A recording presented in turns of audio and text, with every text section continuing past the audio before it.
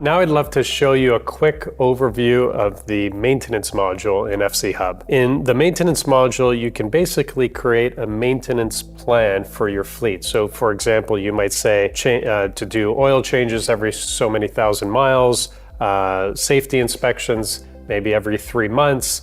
So in the service plans module is where you create your service plans. They could literally be anything you like. You simply name them. It could be a weekly car wash, as I'm showing you here.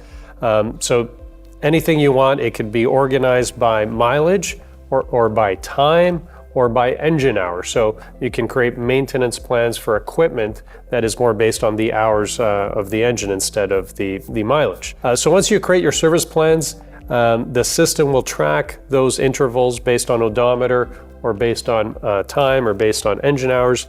And when that service plan hits that interval, it will create the actual service reminder here, and it will send a notification to whomever you've assigned to receive that notification of the service reminder.